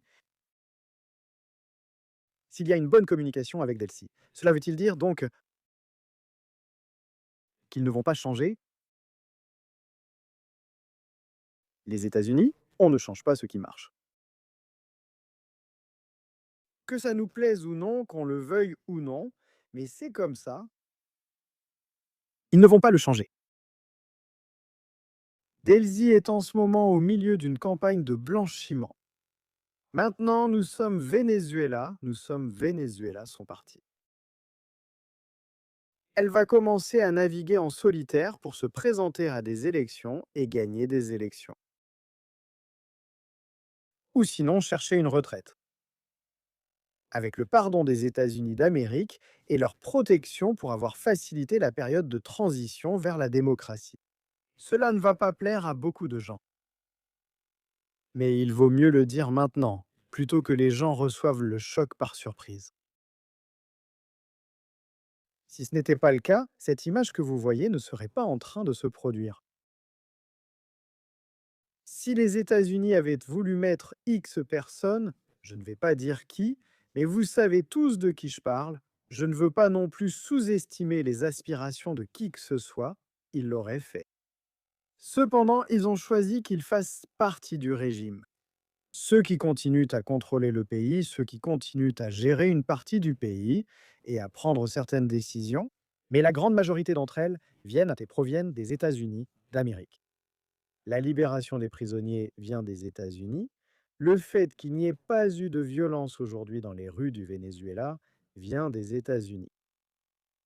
Et c'est une façon de mettre une muselière au chien pour qu'il ne morde pas, mais ça reste un chien. Ces gens restent-ils des dictateurs? J'affiche le tweet de Donald Trump afin qu'il n'y ait aucun doute ni accusation d'être anti-quelque chose. Je suis la première personne intéressée à ce que ces gens ne soient même pas au Venezuela à cause de moi. Dans un secteur. Tous enfermés et qu'ils paient à vie pour des crimes contre les droits humains et contre le peuple du Venezuela. De plus, mais ce n'est pas notre scénario actuel. C'est ce que disait Donald Trump à propos de le Venezuela. Les relations entre le Venezuela et les États-Unis ont été, pour le dire gentiment, tout à fait extraordinaires.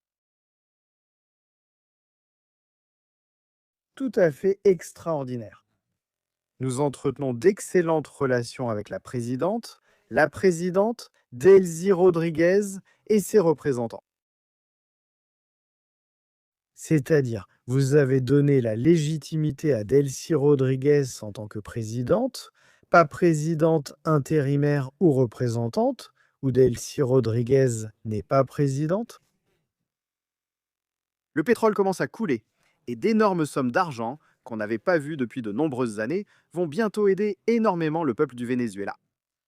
Marco Rubio et tous nos représentants font un travail fantastique, mais nous parlons uniquement en notre nom et nous ne voulons pas qu'il y ait la moindre confusion à ce sujet. Il y a une histoire à propos d'un homme appelé Harry Sargent III, du Wall Street Journal.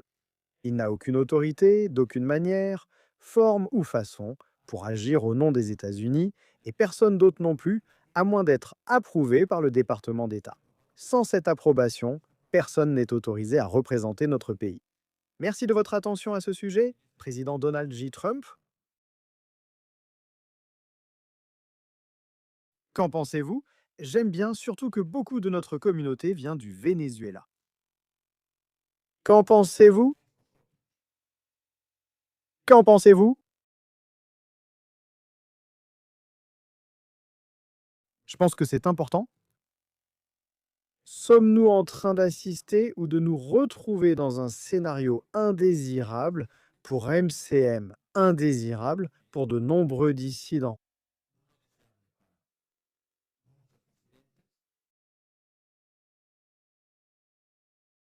Et ici, la situation que nous voyons, c'est que le oui va rester.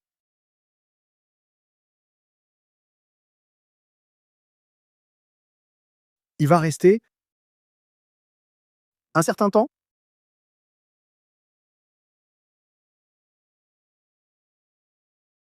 Cette durée sera fixée par le peuple du Venezuela. Si les gens descendent dans la rue, font des protestations, des manifestations pour dire qu'ils ne veulent pas de Delcy, ils montrent à Donald Trump qu'il doit changer. Le changement devra être fait. Si les gens restent chez eux et que tout va bien, personne ne se plaint, personne ne se souvient de ce qu'ils ont fait, oui, il restera, je suis désolé de le dire, mais c'est comme ça.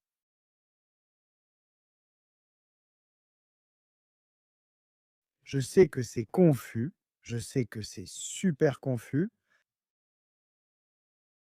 mais la politique est confuse. La politique est très confuse.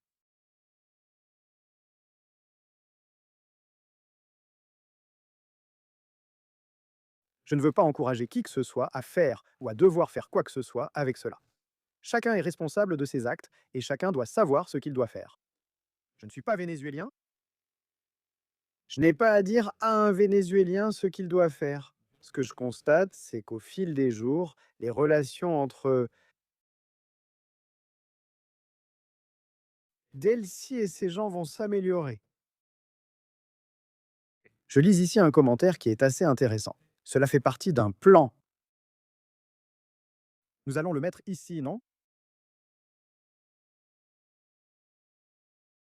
C'est une partie d'un plan de Trump. Leur faire croire qu'ils sont au pouvoir. Non. Non, Trump lui a dit de suivre leurs instructions. Et Delcy a dit oui, Delcy obéit. Delcy connaît la réalité. Ceux qui commandent en ce moment au Venezuela, ce sont les États-Unis d'Amérique, et si elle veut survivre en tant que gestionnaire du Venezuela, elle doit faire ce que disent les États-Unis. C'est quelque chose de très différent. Je vais vous donner un exemple que m'a raconté mon frère Ariel Kanievski. En visitant la forteresse de Masada, il m'a raconté l'histoire des Juifs et des Romains. Vous savez que ce genre de choses me passionne. 2000 personnes partent, mais je vais la raconter. Il y avait des fois, quand l'Empire romain arrivait pour conquérir un peuple, il mettait un chef romain hispanique à la... Il ne mettait pas de gouverneur romain. Il y avait des fois où il choisissait quelqu'un de ce peuple, de cette tribu, de ce royaume, et il le mettait comme gestionnaire des intérêts de Rome, quelqu'un du peuple gérant les intérêts de Rome. Eh bien, c'est ce qui s'est passé à l'époque avec Hérode, Israël. Il faisait ce que disait Rome, mais il se présentait comme le roi. Eh bien, Dercy, c'est pareil. Dercy obéit à ce que disent les États-Unis et une grande partie de son propre peuple ne la supporte pas. Mais s'il n'y a personne qui descend dans la rue et que tout reste calme, le pétrole continuera d'arriver aux États-Unis. C'est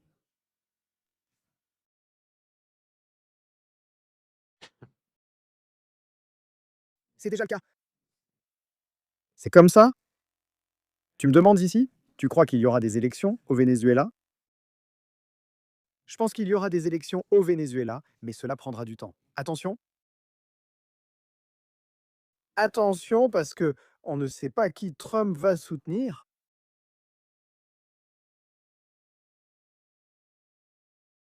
MCM. Il a un grand soutien populaire derrière lui, un grand soutien aux États-Unis. Ce sont des voix. Peut-être l'administration de Donald Trump ne veut pas fâcher les fans de Monsieur CM. C'est pourquoi la Maison-Blanche l'a reçu. Il lui a dit que c'est une femme remarquable, qu'ils resteront en contact et lui a donné son numéro personnel. Oblat. Un échange ou des messages sont-ils prévus entre Monsieur CM et Trump? Mais je pense que l'intérêt principal de Donald Trump concernant le sujet de Monsieur CM, c'est de ne pas perdre les voix des Vénézuéliens naturalisés aux États-Unis d'Amérique. Je suis désolé de le dire ainsi. Je suis désolé de le dire ainsi. De le dire ainsi. Le dire ainsi. Je pense que c'est dans cette direction que ça va aller. Si Trump avait été convaincu et touché par l'histoire de Maria Corina et qu'il la voyait comme la leader qu'elle doit être pour la transition du Venezuela, il l'aurait mise là. Delcy n'est pas une présidente légitime, personne ne l'a élue, même pas lors des dernières élections. Elle ne s'est pas présentée comme présidente, c'était Maduro. Nous savons qu'ils ont perdu les élections, cependant, les États-Unis lui ont donné la légitimité de présidente. Je veux que vous réfléchissiez à tout cela. Je veux que vous réfléchissiez à tout cela. Merci. Parce que c'est quelque chose de réel, c'est quelque chose qui est ce qui est là, c'est quelque chose qui malheureusement est là. C'est une grande femme, je le dis, j'ajoute cela, c'est une grande femme, Maria Corina. Mais remarquez une chose, on ne la laisse pas retourner au Venezuela, pour l'instant, on ne la laisse pas, parce qu'ils savent que sa présence là-bas peut déstabiliser le pays. J'insiste, Maria Corina n'est pas en ce moment au Venezuela, parce que les États-Unis considèrent que sa présence là-bas peut déstabiliser le processus qui a été entamé.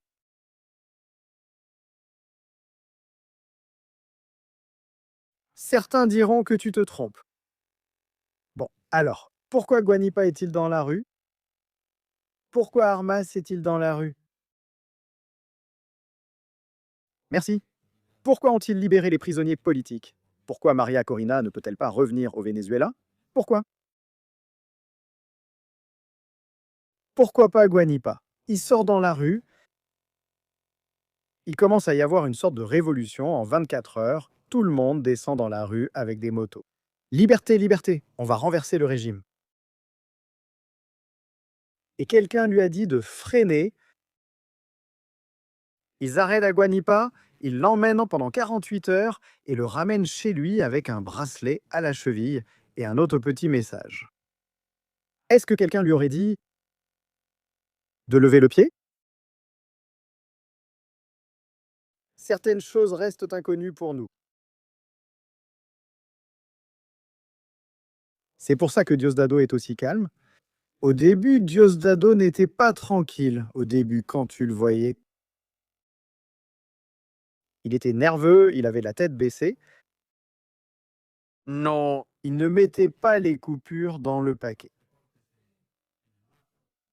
Il a de nouveau commencé à sortir avec ses amis et camarades. Il ne nous sort plus, il l'a fait une fois seulement. Il semble qu'il n'ait pas aimé. Il n'a pas aimé l'expérience de ce qui s'est passé après. Il a préféré nous éviter. Ce n'est pas grave, hein, Dios dit. Que tu nous sortes de temps en temps. On ne va pas découvrir plus de plantations de cocaïne à l'intérieur du Venezuela. Tranquille, il n'y a pas de problème. Si tout a déjà été vu, on ne va pas revoir les pistes de décollage de vos avions du cartel des soleils. Eh bien, on peut peut-être montrer l'amélioration? La villa que tu as avec ta famille dans la région de l'Orinoco? Peu de gens savent ça. C'est encore mieux, je ne l'ai pas encore montré. On peut le montrer pour qu'ils voient en doigt ce que tu as fait avec l'argent des Vénézuéliens. Ça pourrait être, hein? Dios dit. Celui qui comprend, comprend, ou on le dit comme il aime le dire. Au revoir, non? Voyons si tu sais. Les États-Unis, hein, j'insiste, ne veulent pas de guerre comme en Irak, ne veulent pas de guerre comme en Afghanistan, ne veulent pas de guerre. Ce qu'ils ont fait, c'est arriver au Venezuela. Ils ont écarté celui qui les dérangeait, c'était Maduro, et ils ont gardé ceux qui voulaient bien collaborer, c'était les autres. Maduro avait perdu la tête, Maduro était devenu fou, Maduro était un égocentrique narcissique qui se croyait la réincarnation de Bolivar. Avec un hybride entre Chavez et le noir d'abord, et sucre. C'est-à-dire, c'était une sorte de super ADN et tout ça. Et il a pensé qu'il pouvait vaincre les États-Unis. Et tous ceux qui l'entouraient le regardaient en se disant « Ce type va nous envoyer à la mort ». Et quelqu'un a appelé quelqu'un et lui a dit « Toi, toi, toi, toi, toi et toi ». Ou vous nous donnez Maduro, ou vous partez tous avec lui, et ils ont dit « Prends Maduro, emmène-le ». Entretien de Delcy Rodriguez sur le sujet de Maduro. De plus sur le sujet de Maduro. Votre question. Combien de porte-avions y a-t-il en Iran? En Iran, il n'y a aucun porte-avions dans la zone d'opération. Il y a un porte-avions en ce moment et un autre qui arrive dans les prochaines semaines. Qu'a dit Delcy?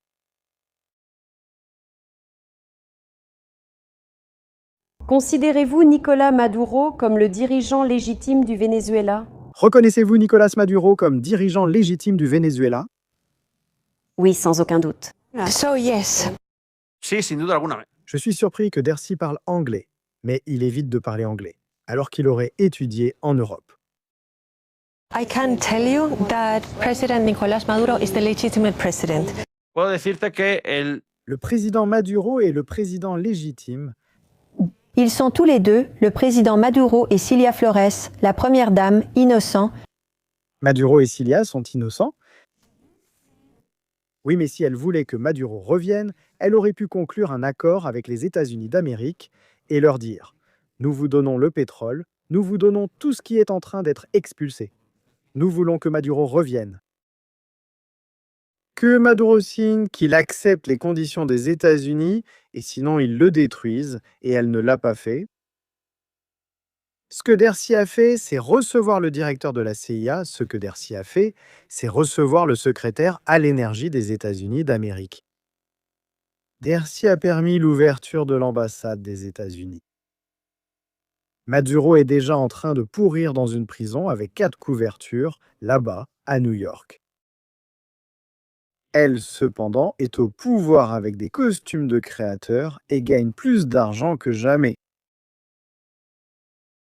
Je sais que ces réalités font mal, hein? Elles sont difficiles à digérer. Mais je crois que tout le monde sait que c'est comme ça. Ainsi, j'irais même jusqu'à dire, regardez la photo, je trouve que on a kidnappé Nicolás Maduro et tu es comme ça. Regardez la photo, hein?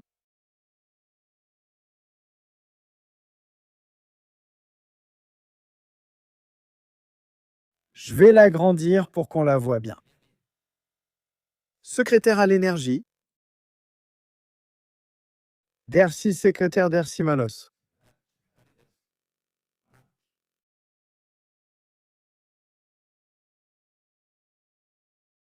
Je pense qu'il n'y a plus de questions sur ce sujet. La situation ici est plus que claire. Chacun a compris son rôle dans cette histoire. Chacun connaît son rôle dans toute cette histoire. Toujours en direct. Famille, d'où vous connectez-vous ce soir? S'il vous plaît, dites-nous un peu d'où vous nous rendez visite. J'aime voir de quel pays vous nous rendez visite dans les stratégies militaires à venir. Des surprises. Hier soir, j'ai passé du temps à monter les 7 premières minutes de la visite au SECO. Je suis très lent pour monter, parce que j'aime le faire très soigneusement. Stratégie. Oui, les 7 premières minutes sont déjà faites. Je ne sais pas si je dois vous en mettre un peu ici, hein? Je suis tenté de vous mettre ici un peu des 7 premières minutes de la visite au SECO. Je ne sais pas. Si on atteint 423 000, je fais un petit aperçu, hein?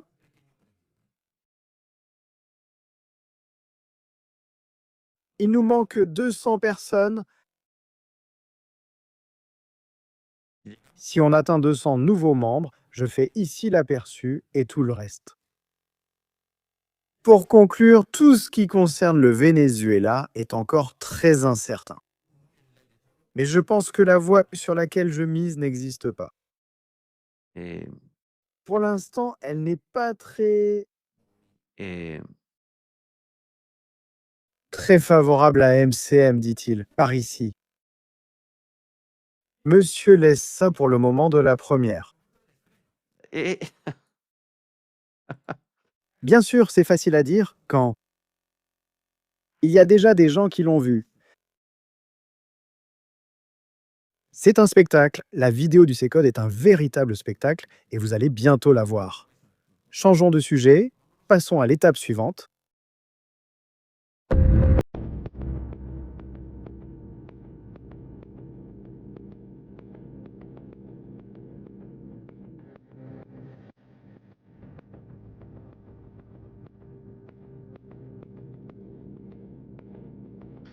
Nous parlions hier soir, ou nous disions hier soir, nous commentions hier soir qu'il avait peut-être pu se passer quelque chose avec des drones lors du passage. Les cartels, États-Unis. Panne, Bondy sortait. La procureure générale lui disait « Nous avons abattu un essaim de drones des cartels. C'est ainsi que nous défendons notre frontière, c'est ainsi que nous travaillons, c'est ainsi que Donald Trump, le gouvernement de Donald Trump, protège les intérêts des Américains et leur sécurité. » Ici, dans Stratégie militaire, nous menions une enquête en direct pour vérifier si les images que nous voyons ici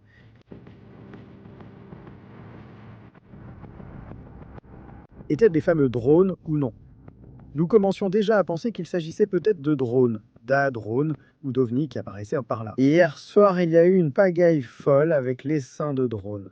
Eh bien, la nouvelle d'aujourd'hui...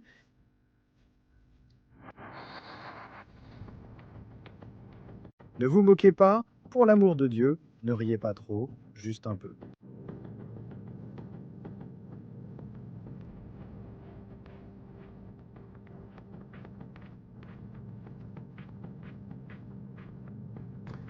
Il y a deux versions de l'incident.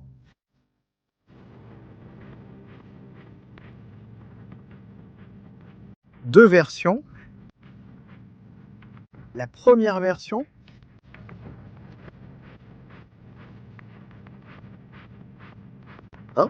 Planeuristica. Il y a eu un désaccord entre l'administration fédérale de l'aviation et des responsables du Pentagone concernant des tests liés aux drones, ont déclaré à CBS News plusieurs sources proches du dossier. Et c'est parce que les États-Unis testent leurs canons laser.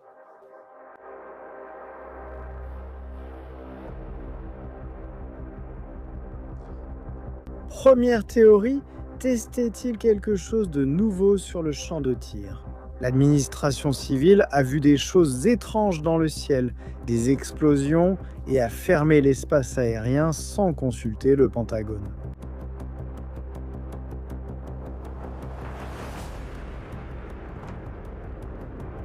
L'administrateur de la FAA, de l'Agence de sécurité aérienne, Brian Bedford, a décidé de fermer l'espace aérien sans avertir la Maison-Blanche, le Pentagone ni le département de la sécurité intérieure.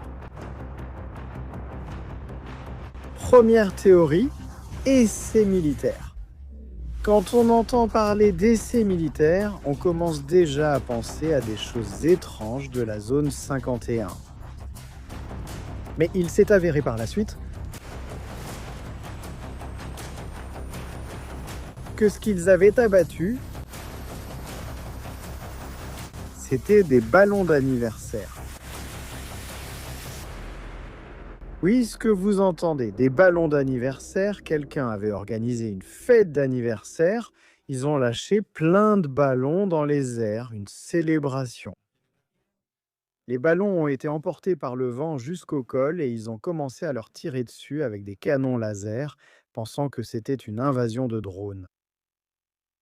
Voyons voir. Ensuite, on a entendu Pam Bondi dire qu'ils avaient abattu un essaim de drone du cartel mexicain. Hier soir, j'étais ici en train de préparer une émission spéciale avec des images des drones du cartel. Plein d'informations, et au final, il s'avère que ce n'était que des ballons.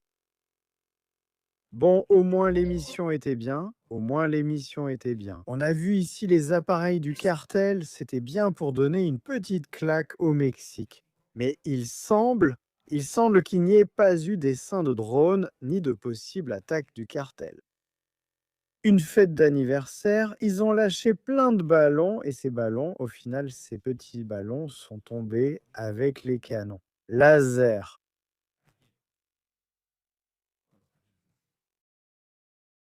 Je change la configuration du micro. Dites-moi si on m'entend mieux maintenant. Voyons si le son n'a plus d'écho. Voyons voir. Aún así, On entend. canal, por cierto, os comento, tenéis que buscar el canal, no os va a salir porque hemos estado mucho tiempo sin hacer directos allí. Estrategias militares en directo, todo junto, escribirlo, porque allí vamos a subir los mejores programas del mes, de la semana, los mejores momentos editados para que los podáis ver. Por favor, suscribiros a ese canal. Voyons si le son marche. Allons-y, animons cela. Nous allons créer une sorte de chaîne B de stratégie militaire pour que les gens puissent aussi voir le contenu en différé. Ce qui s'est passé, c'est bien, pas à cause des ballons, pas à cause des petits ballons. C'est bien parce que maintenant, nous savons que les États-Unis ont des canons laser capables d'attaquer des essaims de drones. Et sûrement cela aussi. Ils les ont également déployés pour protéger leurs bases militaires en Irak, en Syrie. Eh bien, en Syrie, plus maintenant, parce qu'ils sont partis de la dernière, je crois, de la deuxième qui restait. Haletante, mais cela peut-il protéger Israël, par exemple? C'est le bidule de Haïtian, un canon laser portable.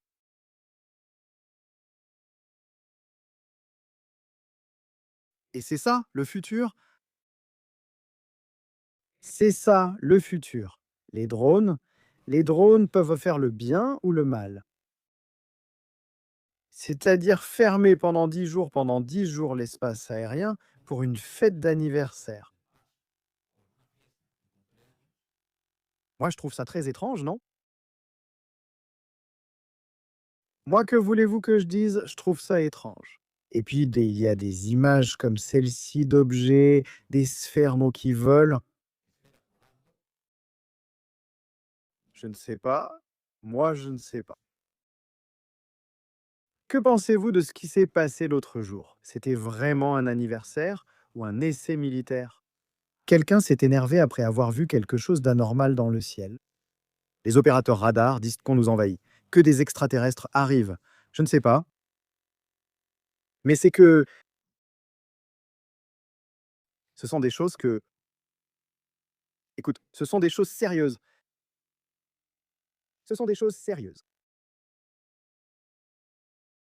C'est que la nouvelle était, je lis textuellement, la nouvelle était. Plusieurs drones opérés par les cartels du Mexique ont violé l'espace aérien des États-Unis pendant la nuit près d'El Paso. L'armée des États-Unis a utilisé des mesures de guerre électroniques à Fort Bliss pour les abattre, ce qui a entraîné une restriction temporaire de vol émise ce matin par l'administration fédérale de l'aviation. Des drones de cartels mexicains ont violé l'espace aérien des États-Unis. Le département de la guerre a pris des mesures pour les désactiver. La FFA et le DW ont déterminé qu'il n'existe aucune menace pour les vols commerciaux. Et alors, c'était des ballons d'une fête d'anniversaire ou ils testaient un canon laser? Eh bien moi, ça ne me paraît pas logique. Moi, ça ne me paraît pas logique. Allons revoir la carte, parce qu'il me semble qu'on doit enquêter un peu plus là-dessus. Supposément,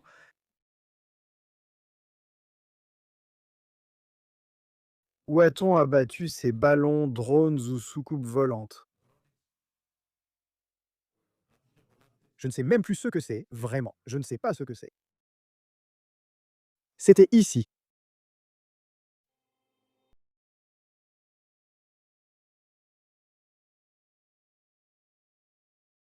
Regardez ça. Voici l'aéroport international d'El Paso. Nous voyons l'image depuis la tour de contrôle grâce à cette caméra qui diffuse 24 heures sur 24. C'était ici, juste à droite. Il y a cette base militaire.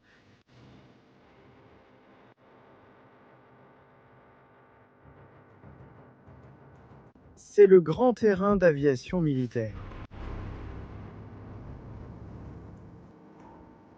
Je crois qu'ici, dans cette zone, il y a des unités d'hélicoptères. Il y en a. Et ce sont des Apaches? Non, voyons.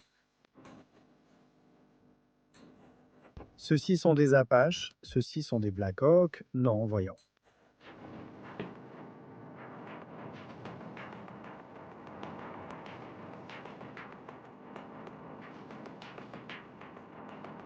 Y aura-t-il aussi des drones sur cette base? Sûrement, voyons.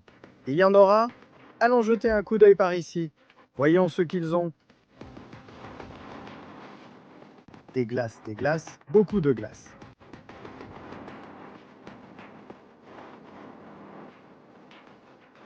Et ils disent que depuis cette base,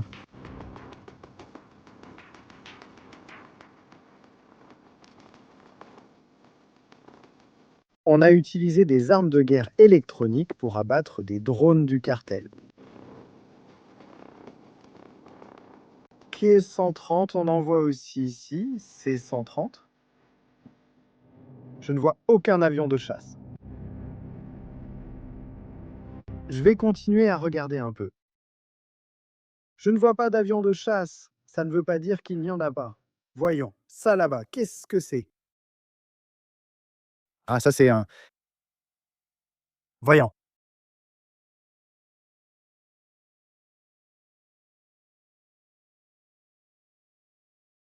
On essaie d'identifier, ce sont des radars, non?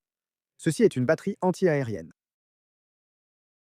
C'est le même type de radar utilisé par l'Iron Dome, ou l'un des radars utilisés par l'Iron Dome. Celui que nous voyons ici, celui-ci. Ici, un ensemble de radars. Il se peut que ce soit un système de guerre électronique qui soit déployé ici, c'est possible. Nous allons continuer à observer cette zone. Super intéressant, hein? Qu'est-ce qui s'est vraiment passé? Que s'est-il passé pendant ces 10 jours? L'espace aérien du col a été fermé.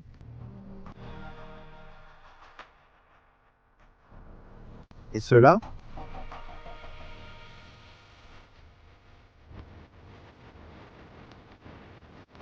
Ils ne sont pas très clairs. Ces véhicules ne sortent pas. Nous allons chercher une vieille image.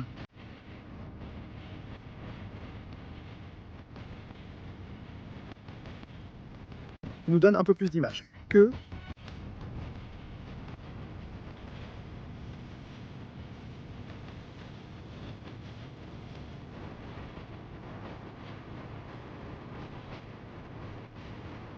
radar embarqué, radar. C'est un radar?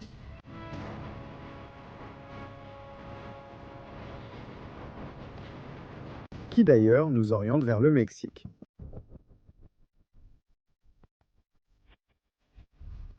C'est l'unité d'énergie, la salle de contrôle du radar est celle-ci. C'est l'unité d'énergie, la salle. Ouah, ça me paraît vraiment étrange.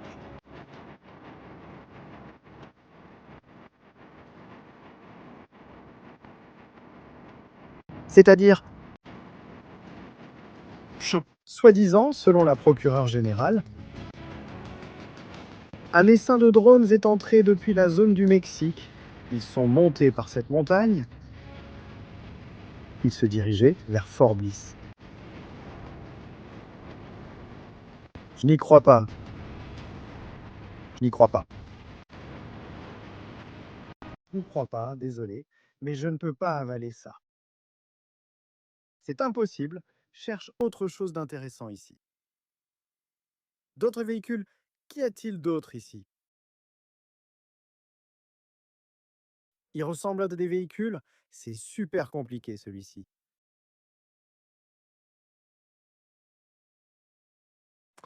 Là-bas, il y a quelque chose de bizarre. Il s'est passé quelque chose de bizarre là-bas, la famille, quelque chose de très, très bizarre. Très suspect, tout ça, hein. C'est pour l'entraînement. Et on pourrait tomber sur la maison de Maduro ici. À Maqueta. Ou ils s'entraînent à quelque chose ici, non? L'assaut de quelque part. Regardez, hein? Curiosité des États-Unis d'Amérique, ont-ils découvert? Ensuite, je me demande pourquoi il m'arrive certaines choses.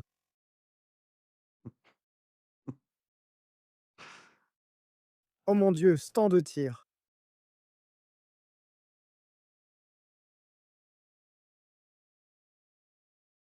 Je ne sais pas, hein, c'est bizarre. La famille, qu'en pensez-vous? À quoi pensez-vous en ce moment? C'était des ballons d'une fête où il y a eu quelque chose de bizarre? Mais ça sent mauvais, hein? Ça sent mauvais. Quelqu'un s'est énervé. Ils ont commencé à passer des appels, les appels ne marchaient pas, ils ont fermé l'espace aérien, un espace aérien qui ne fonctionnait pas. Eh bien, ici, nous voyons des véhicules blindés NORAP. Ceux-là sont vraiment identifiables. On aperçoit des Humvee là-bas. D'autres NORAP assez grands. En fait, je pense que cette base est surtout là pour assurer la sécurité, pas vraiment pour autre chose, non? Il existe effectivement une zone réservée spécifiquement aux drones. Vous voyez, on voit ici les véhicules. Et c'est très étrange. Toute cette histoire est hyper méga étrange.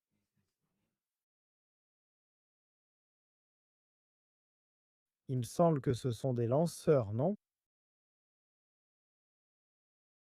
Et non, non, ne les crois pas. Très étrange. Tout est très étrange, vraiment étrange, tout. Ce sujet-là. Moi, ça me laisse perplexe. L'histoire des drones, ces fantômes et tout ça. On va faire un récapitulatif de dernière minute pour voir ce qu'on a et ce qui s'est passé dans ce monde fou, s'il s'est passé quelque chose de remarquable. Une journée bien remplie, une journée vraiment complète. Bon, on sait déjà ce qui va se passer avec l'Iran. Et ce qui va arriver.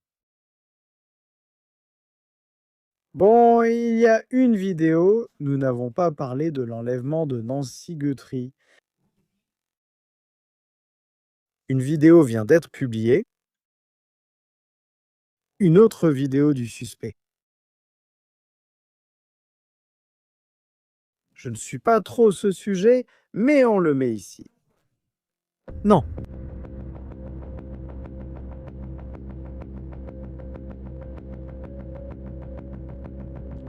Non, non, sous-titres réalisés par Dima Torzok. Clavier. Nancy Guthrie.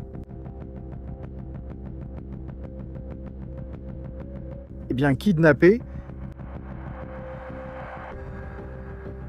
Âgée de 84 ans, mère de la présentatrice de l'émission américaine Today, Savannah Guthrie, a été signalée disparue le 1er février 2026 depuis sa maison dans la région de Catalina-Fort Hills, près de Tucson, en Arizona.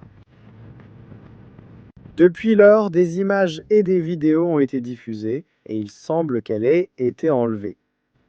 Je pars d'ici. Nouvelle image publiée par le FBI.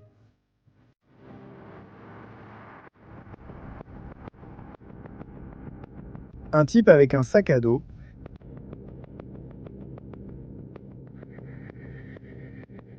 Qu'est-ce qu'il fait?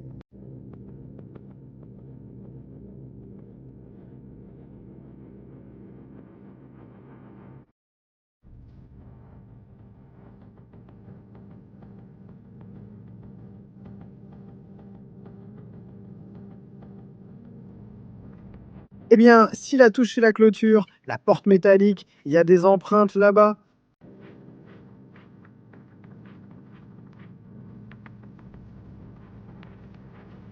C'est étrange, très étrange.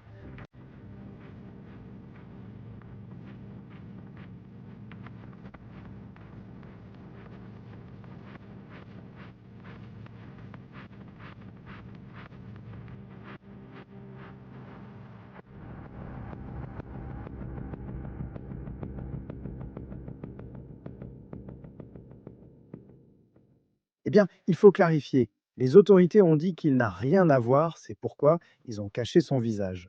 Eh bien, cette dame a disparu, elle a 84 ans, elle a été enlevée selon moi. Ce monde dans lequel nous vivons est un monde qui n'a pas de sens, parfois. 100 000 $ pour toute information pouvant mener à la localisation de cette dame, de cette vieille femme de 84 ans, la mère qui les a mis au monde. C'est pourquoi il y a au Salvador un endroit appelé Zeco. C'est pour ça qu'il y a Cet endroit là-bas,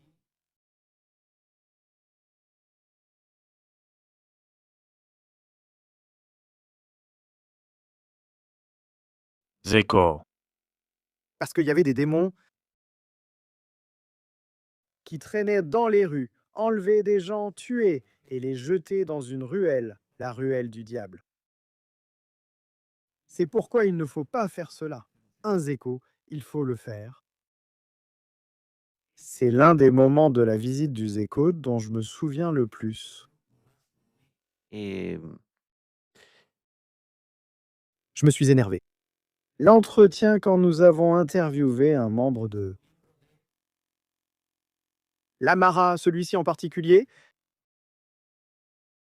avec d'autres collègues qui lui posèrent des questions, il parlait beaucoup trop calmement pour quelqu'un qui avait tué autant de gens. Et il y a eu un moment où je me suis vraiment énervé et j'ai décidé, bon, je vais aller lui poser des questions. Vraiment? Arrêtons de faire des bêtises et allons lui demander, est-ce que vraiment ce type... Merci. Il fallait lui demander, sinon je le dis. Je lui demande, ici, tu as déjà tué quelqu'un? Oui, C'est ça, oui. c'est probablement ça, oui. Voici les restes d'une fusillade. C'était ici il y a des années. As-tu déjà tué quelqu'un? Oui. Nous les avons vus impliqués dans de multiples délits à cause de leur appartenance à ce que nous sommes. Tu as déjà tué quelqu'un? Non. Oui, j'ai été impliqué dans un homicide, j'ai été en prison pour homicide aggravé. Il est devenu nerveux quand j'ai commencé à lui poser des questions. En fait, l'entretien a dû être interrompu parce que j'étais déjà en train de faire trop de stratégie. Et la vérité, eh bien, les sensations que nous avons vécues tout au long de cette histoire ont été impressionnantes, n'est-ce pas? Ça a été incroyable. J'espère que nous aurons bientôt la vidéo montée. Ça avance lentement. Je vous demande de patienter. Vous m'avez sollicité plusieurs fois pour savoir quand le Seco sera prêt. Je dois bien travailler, surtout car je veux faire plus au Salvador. J'ai d'autres projets audiovisuels dans toute cette région du monde. En Amérique centrale, il faut bien faire les choses, donc je vous demande de la patience. Mais pour moi, ces gens-là sont de trop. Ce sont des gens dont je n'ai pas besoin. Ils n'apportent rien à la société, ce sont des gens qui n'ont rien à offrir, qui ne vont pas contribuer au développement de notre monde. Et en tant que tels, il vaut mieux qu'ils soient là-bas plutôt qu'en train de massacrer des innocents, non? C'est la réalité, c'est comme ça que les choses sont. Et c'est ainsi que cela se passe. Pas un monde qui ne sait pas comment faire face à la terreur, mais il y a un pays qui sait le faire, c'est le Salvador. Merci à tous d'avoir été en direct avec nous sur Stratégies Militaires, c'était un plaisir. S'il vous plaît, abonnez-vous à la chaîne si ce n'est pas déjà fait, c'est super important de laisser vos likes et vos commentaires. Un grand merci et à demain. On se retrouve demain avec plus d'informations. Merci pour tous les abonnements que vous avez offerts et pour tous les super chats.